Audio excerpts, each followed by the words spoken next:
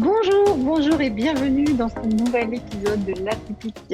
J'ai choisi aujourd'hui d'évoquer, d'abord je vous espère en forme, et j'ai choisi d'évoquer un sujet qui, à mon sens, devrait résonner chez pas mal d'entre vous.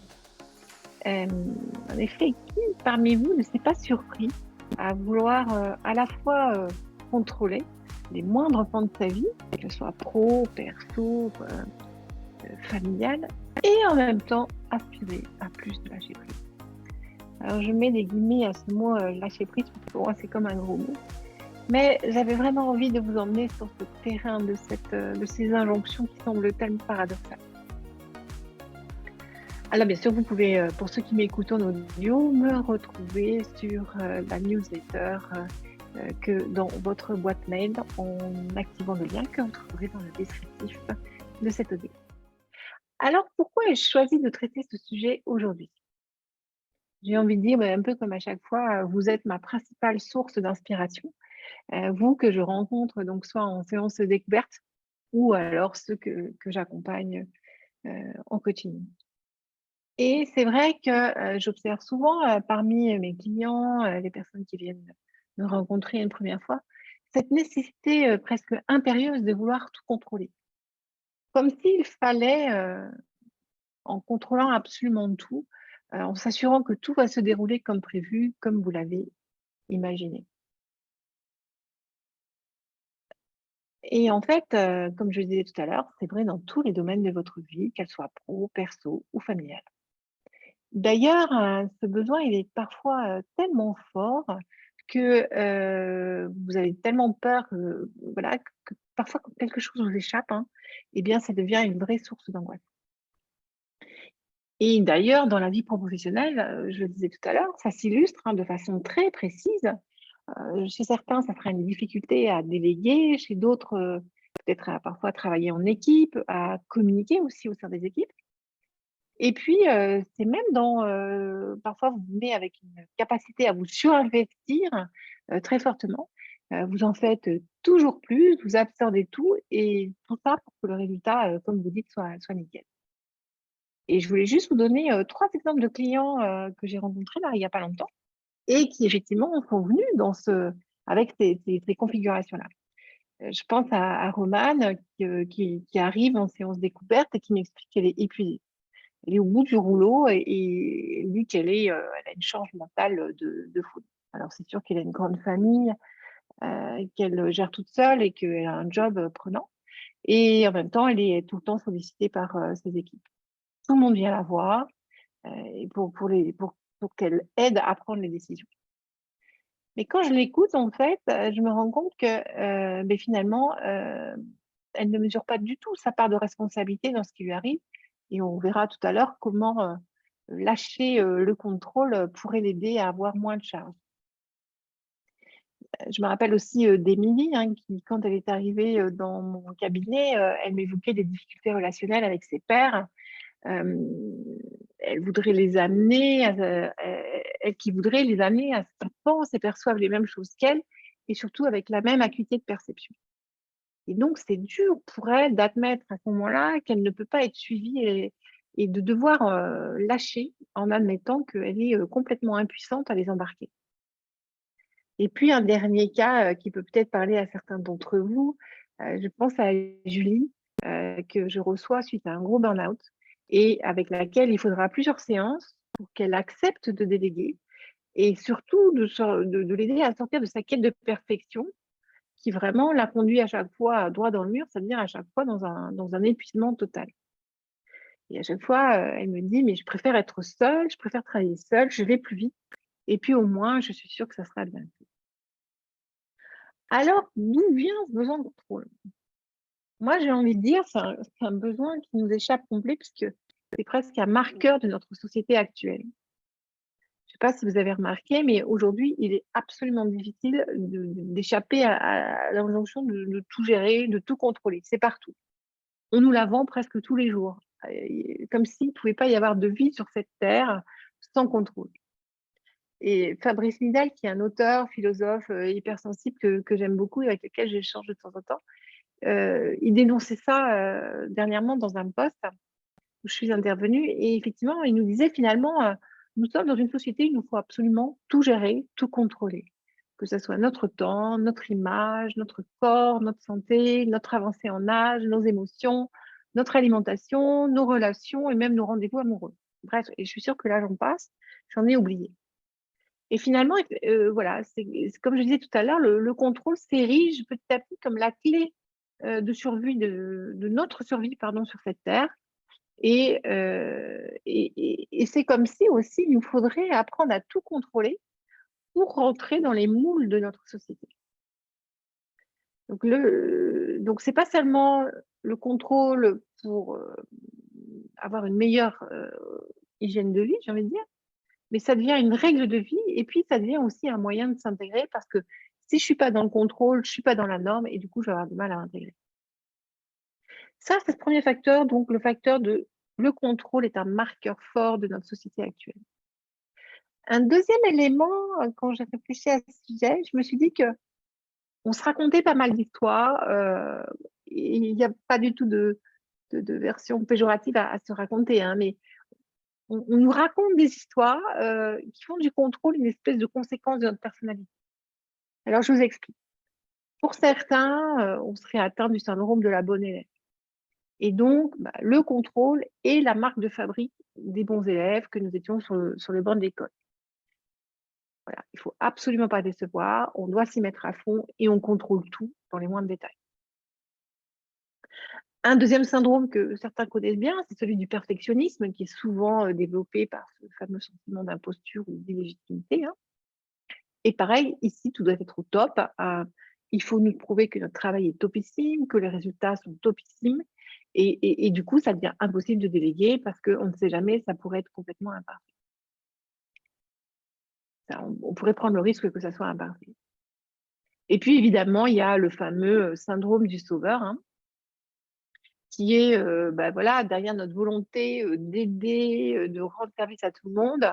Vous savez, cette phrase, non, non, mais t'inquiète, je vais m'en occuper, laisse-moi, je vais le faire, alors que même personne n'a encore rien demandé, qui pour moi est encore une fois une autre facette du contrôle, puisque je prends le pouvoir sur la personne en faisant à sa place. Je vous invite d'ailleurs à aller voir la vidéo que j'avais faite sur YouTube à ce sujet.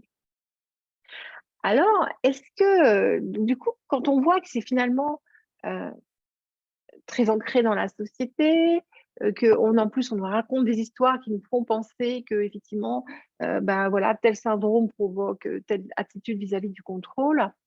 La question que je me suis posée ensuite, c'est est-ce que nous, les atypiques, serions plus touchés que d'autres, finalement? Alors, je me suis un peu amusée à chercher dans la littérature, dans différents livres, différents auteurs, et j'ai pas vraiment trouvé de réponse satisfaisante à cette question. Donc, est-ce que les hauts potentiels, les zèbres, les atypiques, les surdoués, enfin, vous les appelez comme vous voulez, seraient addicts au contrôle, seraient plus addicts au contrôle que d'autres? Il n'y a qu'un pas que je n'ai pas du tout envie de franchir. En revanche, on peut trouver plusieurs éléments qui pourraient pencher en faveur de cette hypothèse, ou en tout cas qui nous font réfléchir. Donc, j'avais envie de vous les partager. Un premier constat, c'est que, effectivement, avant d'assumer cette singularité, avant de, voilà, vous avez souvent essayé de vous conformer à des normes, voilà, pour lutter contre ce sentiment de décalage, et vous avez été même jusqu'à développer un faux self, alors rappelons-le, un faux self, c'est une espèce de masque qu'on va arborer pour, en tout cas, se fondre et avoir l'espoir de rentrer en relation. Donc, il faut du faux self dans les relations interpersonnelles, sauf que les atypiques ont été amenés souvent à développer beaucoup trop de faux self et du coup se sont presque perdus de qui ils sont vraiment.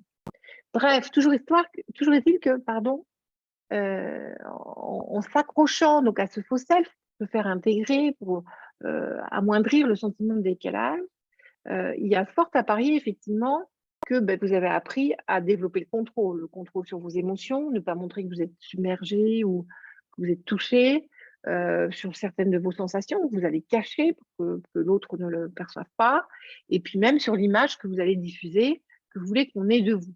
Donc déjà, ça c'est un premier point, ceux qui ont développé beaucoup de faux self, je fais l'hypothèse qu'ils ont beaucoup appris à contrôler. Une deuxième point en fait que moi je retrouve, hein, chez mes clients, c'est que très souvent, vous allez vite, vous comprenez vite, on l'a déjà dit maintes fois, et parfois, ça vous amène aussi à couper la parole de l'autre, à développer son idée avant que lui-même ne l'ait terminée, et donc à faire à leur place. Et donc ça, c'est une autre forme de contrôle de l'entourage, en fait. Et donc, comme vous êtes mu par le fait de toujours vouloir, en tout cas, comment dire, afficher votre légitimité, eh bien, je fais aussi l'hypothèse que, comme dans une forme de réassurance, vous allez prendre le contrôle sur la façon dont l'autre fonctionne, sur son rythme et sur les idées qu'il a. Donc ça aussi, c'est quelque chose que vous avez souvent pris l'habitude de faire. Et puis, il y a un troisième point que je retrouve souvent chez mes clients, c'est effectivement la peur d'échouer, la peur de décevoir, hein, qui est en lien avec effectivement votre perfectionniste, avec votre sentiment d'imposture, avec votre sentiment d'illégitimité, et qui fait que parfois vous vous planquez dans des missions qui sont complètement sous-dimensionnées, et vous y restez en plus. Et là, je fais l'hypothèse aussi que vous y restez parce que à cet endroit-là, tout est sous contrôle. Vous n'élargissez pas votre zone de confort, vous n'allez pas dans des territoires inconnus où vous pourriez risquer effectivement d'échouer. D'ailleurs, et alors là, c'est pas spécifique aux atypiques, moi je retrouve souvent ça chez les femmes qui, bien qu'elles aient des projets ambitieux, elles vont avoir tendance en fait à refuser de se positionner sur des postes parce qu'elles ne sont pas sûres d'y réussir. Elles vont d'abord chercher à être sûres d'y réussir avant de postuler, alors qu'on ne voit pas la même chose chez les hommes. Je me rappelle d'un recruteur qui m'expliquait qu'il avait diffusé une annonce pour un poste de directeur d'usine, hein, et il avait appelé directeur d'usine, et il n'avait eu que des hommes. Or, il voulait autant des hommes que des femmes pour les présenter à son client. Et il avait dû changer l'intitulé en responsable d'usine. Donc ça montre bien la difficulté aussi des femmes, toujours, hein, ce fameux plafond de verre qui est presque interne à y aller, en fait, hein. Mais il y a peut-être un déficit de confiance et d'estime de soi, mais il y a aussi un besoin de tout contrôler et de ne pas aller dans des endroits où justement on va se retrouver à pas trop savoir ce qui nous arrive. Et puis un dernier point qu'on retrouve souvent chez les coachés, c'est la difficulté que vous avez, en tout cas la faculté que vous avez de vouloir tout faire tout seul. Et vous vous coupez finalement des autres sous prétexte qu'ils pourraient vous freiner ou qu'ils ne vous comprennent pas. Et ça, c'est encore une autre façon d'exercer une forme de contrôle. Je le fais tout seul. Et donc, voilà, cette notion de vouloir tout contrôler, qu'on retrouve quand même souvent chez les atypiques, c'est souvent une réaction à vos peurs et à vos angoisses. Alors, je me dis, vous pourriez me dire, bah oui, Isabelle, pourquoi pas, après tout, je peux continuer comme ça. Mais moi, j'ai envie de dire, effectivement, s'il n'y a pas de problème, il n'y a pas de problème. En revanche, trop souvent, quand vous arrivez en séance, moi, je vous retrouve épuisée, dans des difficultés relationnelles. Donc, je ne sais pas si vous vous souvenez de ma conférence au congrès de Douance sur l'arrogance et le HP. Et voilà, donc cette perception qu'ont les autres de vous trouver soit arrogant, soit méprisant, hein. Et donc, vous avez des difficultés relationnelles. Et puis malgré cette capacité à contrôler, donc qui vous épuise, qui vous met dans des difficultés relationnelles, j'ai envie de dire, vous mettez en place le contrôle pour être sûr que ça fonctionne. Et en revanche, il y a toujours des angoisses, malgré toute cette énergie dépensée à contrôler. Alors, que faire, me direz-vous? Alors moi, je trouve qu'on a une société qui est complètement dingue, bien faite, entre guillemets, c'est qu'elle nous vend l'injonction inverse. Elle passe son temps à nous dire contrôle tout, gère tout, et en même temps, elle nous dit détends-toi, fais confiance, lâche tout. Alors moi, je ne sais pas vous, mais moi, je suis incapable face à ces injonctions paradoxales de m'y retrouver. Je suis complètement perdue, en fait. Comment est-ce que ça peut fonctionner? Et j'ai vraiment envie de vous alerter là-dessus, c'est que ces injonctions sont comme des impasses, en fait. C'est presque une double impasse, en fait. Tu contrôles tout, ça ne va pas, et tu lâches tout, c'est juste pas possible, quoi. Et donc, c'est une proposition qui est d'abord impossible à réaliser et puis complètement malhonnête, moi, je trouve. Alors, bien sûr, c'est mon point de vue, hein, mais en tout cas, c'est une réalité que j'ai souvent expérimentée. C'est ou tout contrôler ou tout lâcher. Et en fait, je me sens bien nulle part, quoi. Et je me sens vraiment prise au piège dans cette double injonction. Et donc, évidemment que face à ça, la première chose que je me disais, c'est bah, j'ai un problème, quoi. Mais non, pas du tout, en fait. Et donc, je vous propose peut-être d'aller voir ce que vous pourriez mettre en place, hein. Et je ne vais pas, encore une fois, comme jamais, vous proposer des recettes toutes faites, puisque j'aime votre singularité et que je sais que vous avez besoin d'aller expérimenter vous-même vos propres pistes. Mais je vous partage quelques pistes que je propose souvent à mes clients. La première chose, c'est de déplacer le curseur. J'aime bien utiliser cette expression. Il ne s'agit pas de ou tout contrôler ou tout lâcher. C'est ni l'un ou ni l'autre. En fait, c'est comment vous apprenez à déplacer le curseur entre ces deux polarités. Et c'est vrai que dans un monde, en fait, sans nuance, et voilà, vous êtes souvent dans une vision un peu manichéenne des choses, où en fait, vous avez une quête d'intensité très forte, qui fait que vous avez un peu envie de voir toujours le monde en tout ou rien. Je vous invite vraiment bah voilà, c'est une image que j'aime bien utiliser avec mes clients, mais emprunter la palette du peintre. Et il y a une palette infinie de couleurs. Donc, ça peut être avec des blancs, avec des noirs, avec des gris, avec multicolores. Le fait de rajouter une touche, vous allez commencer en fait à déplacer votre curseur. Donc vraiment, allez expérimenter, sortez du tout ou rien. Un deuxième point que j'avais envie de vous dire aussi, c'est qu'il ne s'agit pas de tout lâcher tout le temps, ni avec tout le monde. Il ne s'agit pas d'apprendre à tout lâcher tout le temps, ni avec tout le monde. Pour moi, il y a des personnes avec qui on peut lâcher parce qu'elles peuvent nous accueillir et elles ne vont pas nous juger. Je vous rappellerai un point que vous pouvez retrouver sur un post LinkedIn que j'avais fait sur ce sujet. C'est Eric Berne dans l'analyse transactionnelle, pardon. Il nous explique comment les individus structurent leur temps. Et nous, les atypiques, au potentiel, etc., on a souvent tendance à aller vers la quête d'intime, la quête de profond. Et ça, en fait, c'est ça souvent qui nous piège, c'est qu'on ne peut pas aller dans l'intime avec tout le monde. Donc, arrêtez de chercher des relations profondes et intenses. Et donc, vous ne pouvez pas lâcher avec tout le monde et trouver ces propositions de relations. Et donc, quand on commence à lâcher un peu, on accède à quelque chose qui a trait à de la vulnérabilité. D'accord? Et moi, j'aime bien dire, on n'est pas vulnérable tout le temps et pour toute la vie. On l'est à un moment sur un sujet donné. Et donc, j'aime bien utiliser le mot de, comment dire, j'aime bien utiliser l'expression, plutôt que de dire je suis vulnérable, plutôt utiliser je traverse un moment de vulnérabilité. Et j'appelle ça ouvrir la porte de sa vulnérabilité. Et souvent, ce que j'observe, et c'est mon troisième point finalement, c'est vous autoriser à aller vers cette vulnérabilité, c'est que très souvent, quand vous vous sentez vulnérable, la première action que vous mettez, c'est vous cadenasser, contrôler. Et vous dites, oh, ça va disparaître, ce sera moins douloureux. Et évidemment, rien n'est moins sûr. Bien sûr, je tombe aussi, moi aussi, dans ces impasses. Hein. Mais partager sa vulnérabilité, oser la partager, s'ouvrir sur elle, ça a une vertu extrêmement consolatrice et libératrice, en fait. Alors que lui, le contrôle, il va nous maintenir dans l'angoisse et dans la peur. Et si vous n'en êtes pas convaincu, je vous invite à lire le livre de Brené Brown, donc La puissance de la vulnérabilité.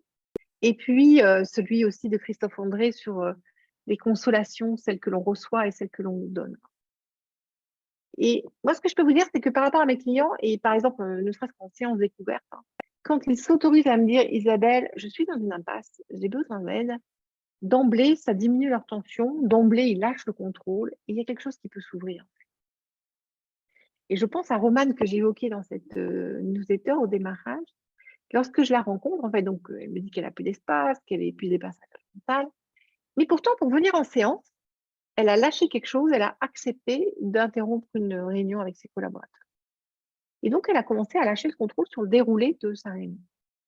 Et pour elle, déjà ça, c'est comme une espèce de travail qui se met en œuvre, une autorisation qu'elle s'est donnée pour gagner du lest et pour lâcher tout le contrôle. Voilà, j'espère sincèrement que ces variations autour de la notion de contrôle et de lâcher prise et les pistes que je vous propose vous auront inspiré et vous soutiendront en fait dans votre cheminement pour déployer votre potentiel et activer, j'ai envie de dire, le pouvoir de votre singularité.